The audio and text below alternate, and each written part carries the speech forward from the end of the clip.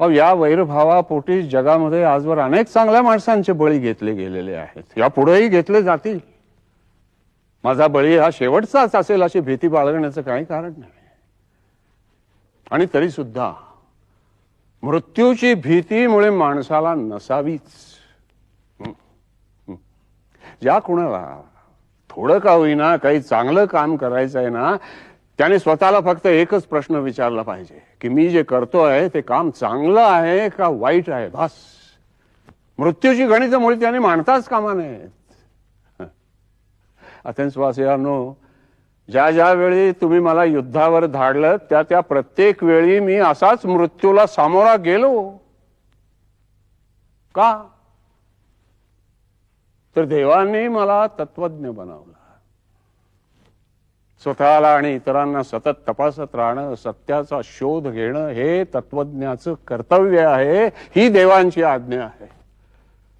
तेव्हा मी जर माझ्या कर्तव्यात चुकलो तर देवांची आज्ञा मोडल्याबद्दल आपण मला न्यायालयामध्ये खेचू शकाल. पण मृत्यूची भीती बाळगणं ही तर शहाणपणाची मुळी टिंगलच असते. ही भीती जर मी बाळगली तर मला शहाणं ठरवणाऱ्या दैववाणीचा मी अपमान केला असा त्याचा अर्थ होईल. आणि उलट पक्षी आपण जर मला मुक्त करणार असलात तर माझ्यावर कसली बंधनं मात्र घालू नका.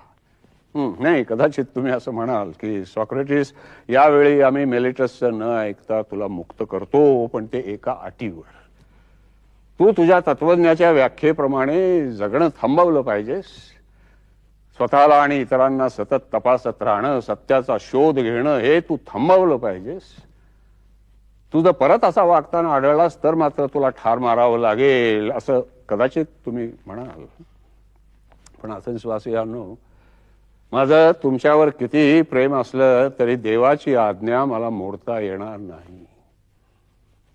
देवाच्या आज्ञेनं मी जो मार्ग पत्करलेला आहे तो मला सोडता येणार नाही. मी त्याच मार्गाने जाईन.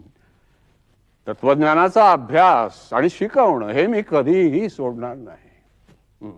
उलट